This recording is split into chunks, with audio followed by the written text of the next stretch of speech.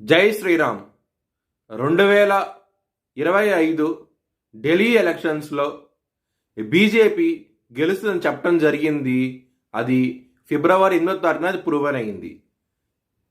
ఆ video link అనేది డిస్క్రిప్షన్లో ఇవ్వడం జరుగుతోంది.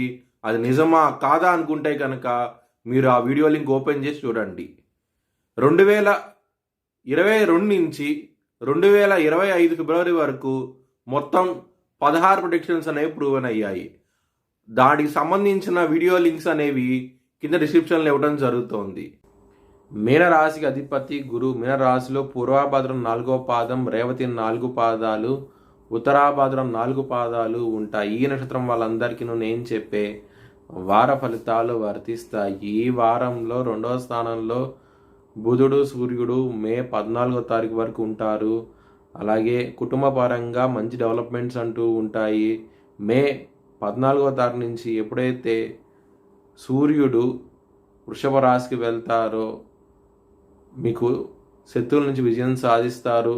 చాలా చాలా సంతోషంగా ఉంటారు. గురు భగవానుడు మే 15వ తారీఖు నుంచి 4వ స్థానానికి వెళ్ళబోతున్నారు. ఆయన సప్తమ దృష్టితో దశమ స్థానాన్ని చూస్తారు. కెరియర్ పరంగా ఇంప్రూవ్మెంట్స్ ఉంటాయి. కెరియర్లో లాభాలంటూ ఉంటాయి. కెరియర్లో అవార్డ్స్ రివార్డ్స్ ఉంటాయి. ప్రమోషన్స్ వస్తాయి. చాలా చాలా సంతోషమైన వార్త. చాలా ఆనందంగా ఉంటారు. శని భగవానుడు సప్తమ స్థానాన్ని చూస్తూ ఉంటారు. దాని మూలంగా మ్యారేజ్ పరంగా ఇబ్బందులు ఉంటాయి. మరియు రాహు కూడా సప్తమ స్థానాన్ని చూస్తారు కాబట్టి మ్యారేజ్ పరంగా మాత్రం గందరగోళంగా ఉంటుంది. విభేదాలు వస్తాయి. పార్ట్నర్తో చాలా చాలా ఇబ్బందులు ఉంటాయి. కాబట్టి మీరు హనుమాన్ చాలీసా పారాయణం చేస్తే కనుక చాలా మంచి ఫలితాలంటూ ఉంటాయి.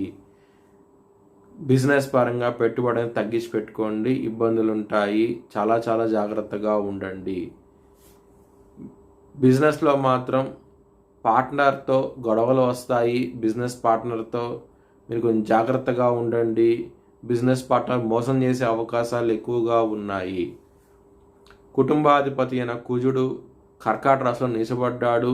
బలం తక్కువగా ఉన్నాడు. అలాగే నవమాధిపతి కుజుడై ఉన్నారు కాబట్టి బలం తక్కువగా ఉన్నది కుజుడికి. మీరు అప్పు ఇస్తే కనుక శత్రుత్వం కొని తెచ్చుకున్న వాళ్ళు అవుతారు. కుటుంబ సభ్యులకి అస్సలు అప్పు ఇవ్వకండి. శత్రుత్వాన్ని కొని తెచ్చుకున్న వాళ్ళు అవుతారు. మీరు దానికోసమై సుబ్రహ్మణ్యాష్టకాన్ని చదువుకోండి. చాలా చాలా మంచి ఫలితాలంటూ ఉంటాయి. లవర్స్కి మాత్రం ఇబ్బందికరంగా ఉన్నది. లవ్ ప్రపోజ్ చేయకండి.